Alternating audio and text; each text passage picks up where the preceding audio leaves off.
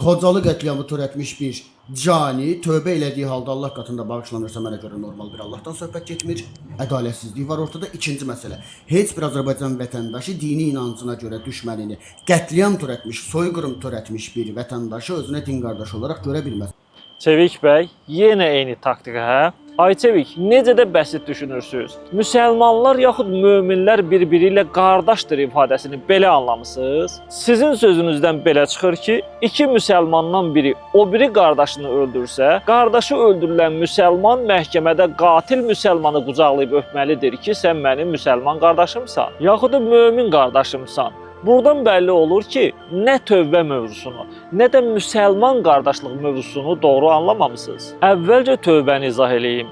Çevik bəy, ən azı uşaqlıqda Böyük Buluşma, yaxud Sırlar Dünyası kimi filmlərdə qul haqqı, yəni haqqunnas kəlməsini dəfələrlə eşitmisiniz. Əminəm ki, bunu da eşitmisiniz ki, Allah öz haqqından keçər, amma qul haqqından keçməz. Bax, tövbə barədə misal gətirdiyin ayədə də Allah öz haqqı barədə danışır. Allah demək istəyir ki, indiyə qədər Allahı tanımamısan, işlərində Allahı nəzərə almamısan. Sən Çevik, ekranda Allah yoxdur yazan zaman Allahı başının üzərində hazır, nazir bilməmsən, başa düşdük. İndi də bundan peşmansan, hə, yaxşı, bunları sənə bağışlayıram, amma bəndələrin haqqına gəlincə yox. Bəndənin haqqından keçmək ədalətə ziddir. Yəqin bunları sizə indiyə qədər bu şəkildə izah eləyən olmamışdı. Bunu da dəlil kimi izah eləyim ki, əgər tövbə bütün günahların, yəni haqqunnas günahların da bağışlanmağına şamil olsaydı, onda şəriətdə qan bahası, qisas, edam və digər bunun kimi anlamların mənası olmazdı. İndi isə müsəlman qardaşlığı mövzusuna gəlim. Əzizim,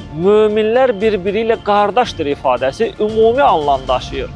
Cinayətkara qardaş demək üçün deyil bu ayə. Necə ki, bir millət, iki dövlət ifadəsi ümumi anlam daşıyır. Biz başqa bir ölkə ilə eyni millətdən ola bilərik. Amma həmən ölkənin vətəndaşının cinayət törətməsi üçün bir millət, iki dövlət anlayışı nə məhkəmədə keçərlidir, nə də tətbiq olunan cəzada. Yəni Çevik bəy, sənin fərziyyənə əsasən Xocalıda qətliam törətmiş bir erməni möcüzə nəticəsində tövbə edib müsəlman olsa, biləsən ki, o ermənini etdiyi cinayətlərə və qələtlərə görə istər dünyəvi, istərsə də dini qanunlar əsasında şiddətli cəza gözləyir.